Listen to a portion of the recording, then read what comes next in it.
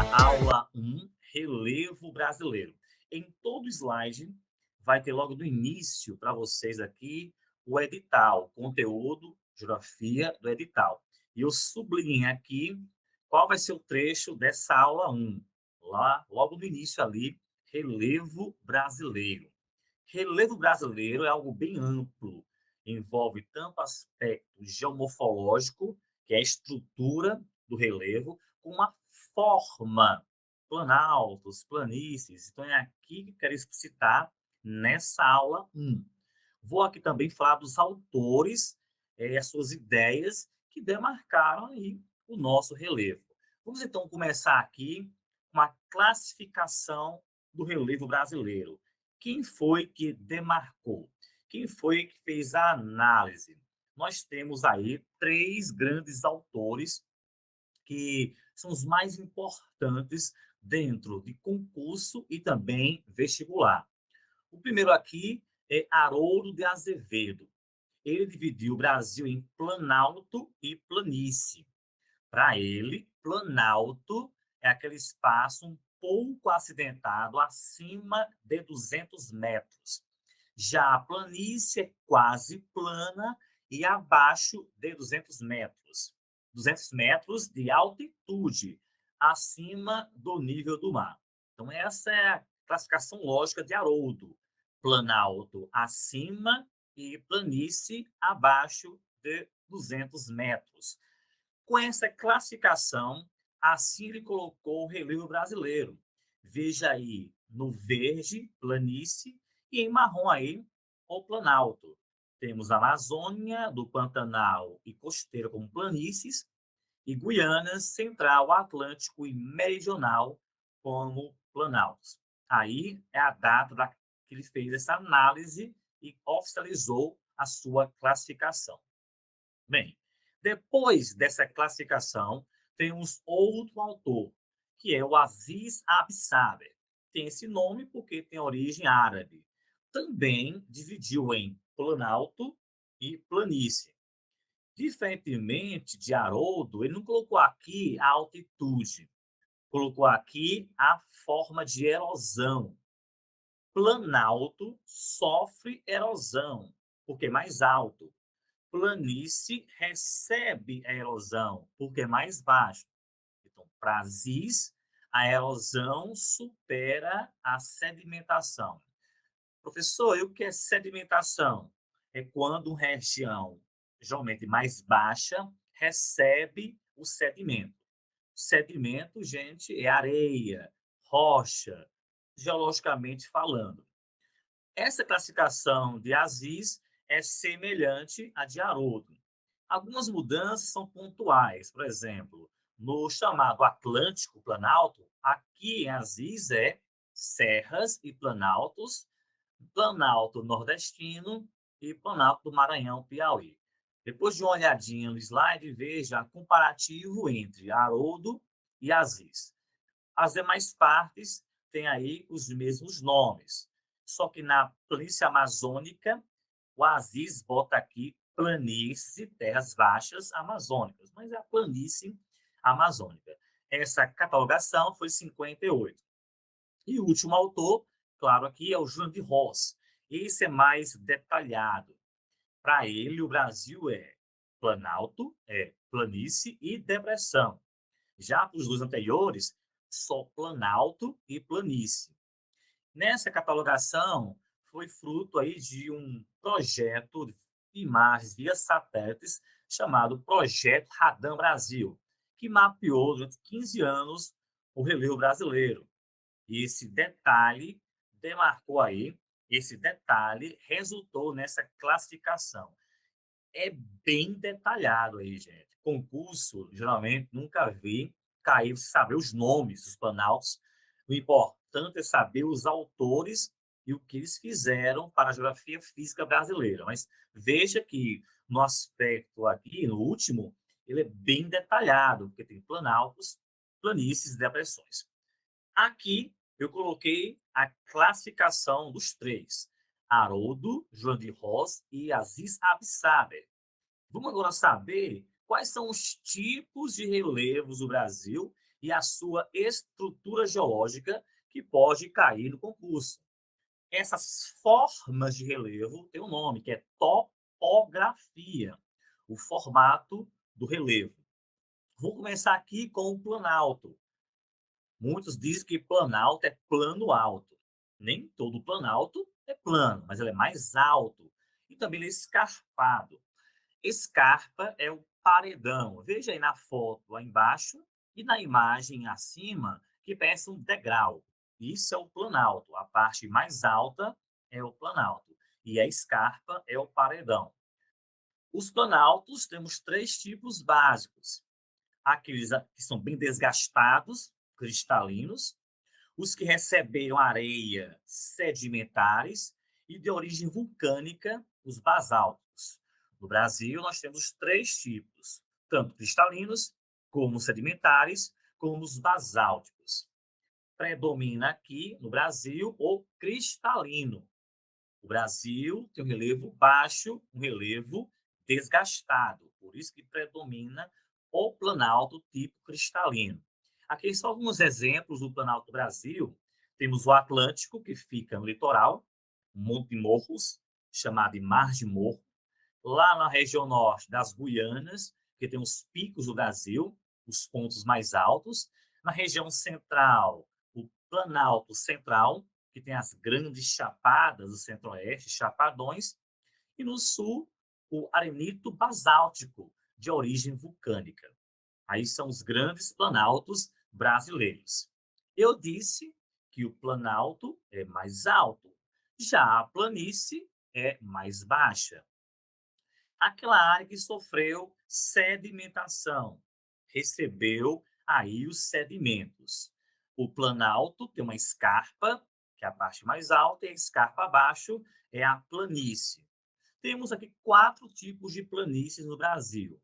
A litorânea, que é a costeira, a que fica dentro do continente, continentais, as que passam os rios fluviais e que tem lagos, as lacustres. No Brasil, o predomínio de planícies lacustres é na região sul, Rio Grande do Sul, e também na porção norte do Rio de Janeiro. Na Bahia não predomina muito esse tipo de planície. Temos a costeira aqui e a fluvial, que é graças aí ao Rio São Francisco, o Vale do São Francisco, que corta o estado da Bahia. Aqui alguns exemplos de planícies brasileiras: litorânea, os tabuleiros, falo neste instante sobre isso, a amazônica, que é a maior, a araguaia, no centro-oeste, e no Pantanal também, no meio do centro-oeste. Saindo dos planaltos e planícies, temos as depressões. Depressão também é um relevo baixo. Professor, então qual é a diferença entre planície e depressão? Primeiro, a semelhança, os dois são baixos. Agora, a depressão, ela é mais plana, mais regular. Nem toda planície é plana. Tem algumas ondulações, não tem montanhas, cordilheiras, mas pode apresentar aí alguma ondulação. No Brasil, temos mais planícies do que depressões. As depressões podem ser relativas, quando é área baixa, e absolutas, quando é área mais baixa que o nível do mar. Imagine, é tão profunda a planície que é mais baixo que o nível do mar. No mundo, temos um exemplo de absoluta na Holanda. A Holanda é um país mais baixo que o nível do mar. Por isso que o nome é Países Baixos, não Holanda. Aí é um tipo de depressão absoluta. Também Israel. No Brasil, não tem essa incidência. É a depressão chamada relativa. Aí são alguns exemplos de depressões brasileiras, claro, depressões relativas.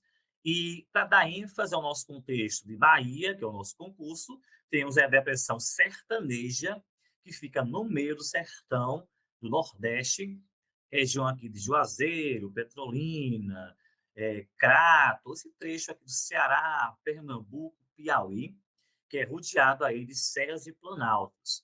É uma teoria climatológica em que, pelo fato de chover pouco aqui, chove pouco na região, porque ao redor tem muitas serras e chapadas que impedem que as chuvas chega até a região central do Nordeste, que aqui é um buraco. O buraco deu nome, depressão sertaneja alinhada aí com o Vale do São Francisco. Outros termos, mar de morro. Mar de morro é um termo colocado aí para demonstrar uma grande quantidade de serras e morros, colinas. Essa topografia é típica do litoral. Na Bahia, temos aí na região que vai do sul da Bahia até a região norte do Recôncavo Baiano, porque pega o litoral baiano. Muitas serras e ondulações. Os mares de morros é fruto de um dobramento antigo, colisão de placas tectônicas bem antigas aqui no Brasil. Além do mar de morro, temos outros termos também de relevo elevado. Morro e serra, falamos com o mesmo conceito, mas tem uma pequena diferença. Os dois, na semelhança, têm aí pequena elevação, mas a serra é mais íngreme, é mais difícil de escalar. O morro é menos íngreme. O morro também é chamado de colina. Quando o morro e a serra é um pouco mais alta, aí tem o nome de montanha. Altitudes grandes, cordilheiras, que é o conjunto de montanhas. E lá na parte mais alta da montanha ou de uma serra, temos o pico. O pico é o chamado cume de um relevo elevado.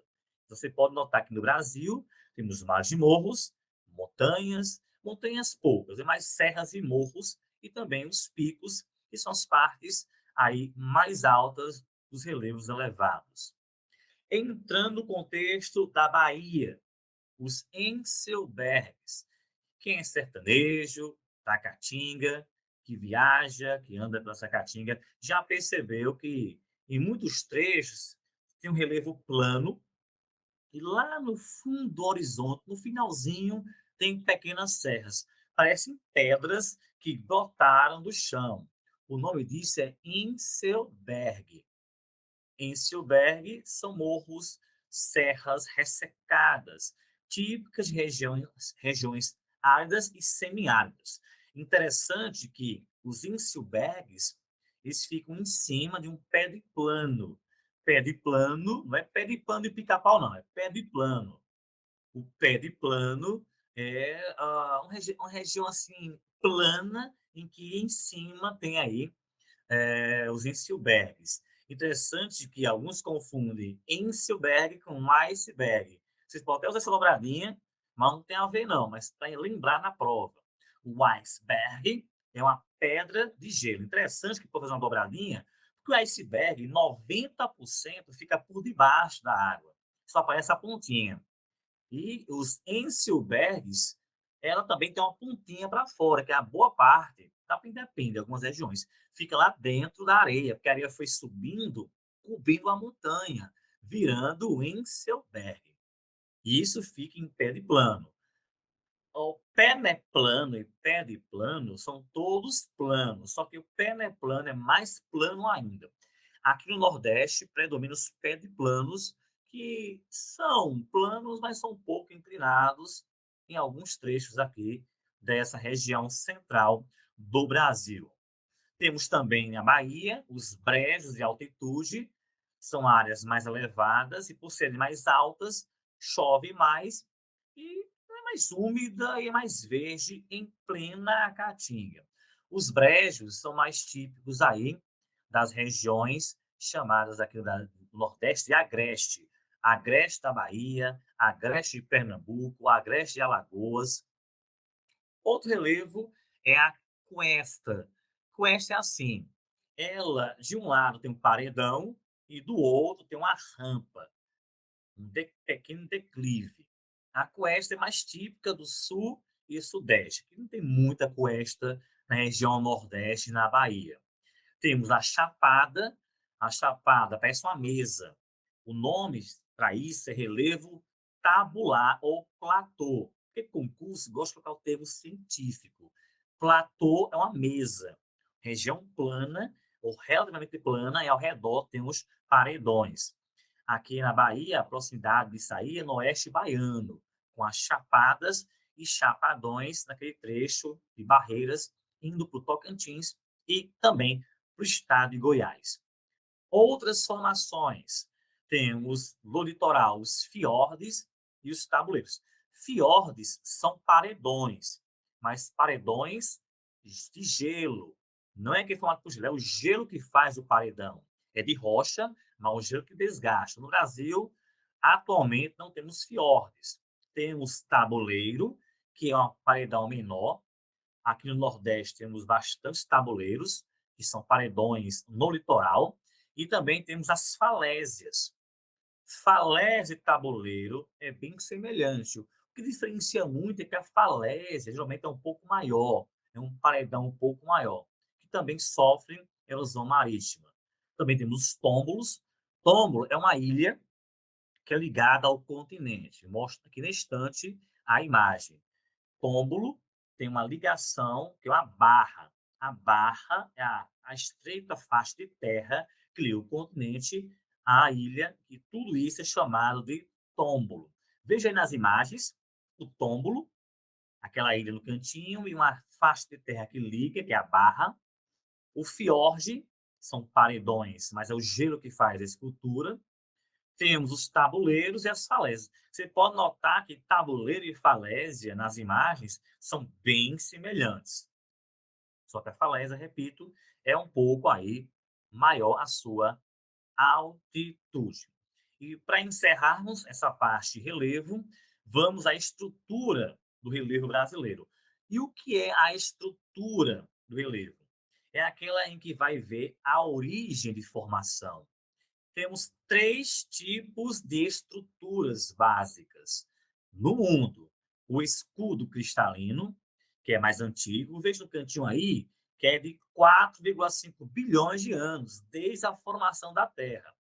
Temos as bacias sedimentares, que é um trecho que é um pouco baixo e recebeu sedimentos, e as áreas mais altas, recentes, os dobramentos modernos. No Brasil, não temos os dobramentos modernos. Veja aí no mapa, no Brasil, só temos escudos e bacias sedimentares. Os escudos geralmente são os planaltos e as bacias geralmente são aí as planícies. Geralmente, porque tem exceções, existem planaltos sedimentares, que eu falei aqui neste instante na aula. Veja o escudo também posso chamar de maciço, cráton ou núcleo cratônico. Relevo antigo, não tem assim, ação tectonística ou abalo sísmico, e se encontra no escudo o minério. O Brasil tem muito escudo, por isso que o Brasil é um país rico em minério: ferro, bauxita, cobre, nióbio. As planícies, áreas mais vastas, que são as bacias, recebendo sedimentação, é que se encontra aí os combustíveis, petróleo, carvão e gás.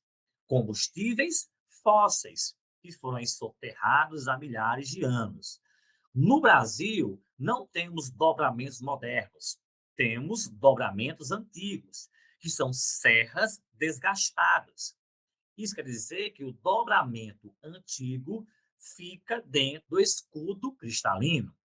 O dobramento moderno, aí são as cordilheiras dos Andes, o Himalaia, o Atlas na África. E aqui não tem, porque o Brasil não é um país que eu posso te dizer que é colisão, que se localiza na colisão de placas tectônicas. O Brasil é um país que fica intraplaca, no meio de uma placa tectônica, pelo fato de não ter aí vulcanismo, nem abalo sísmico e nem grandes cordilheiras. Bem, aqui nós falamos sobre o aspecto geomorfológico e geológico brasileiro. Vamos aqui agora compartilhar a aula 2 para falarmos do espaço urbano nacional.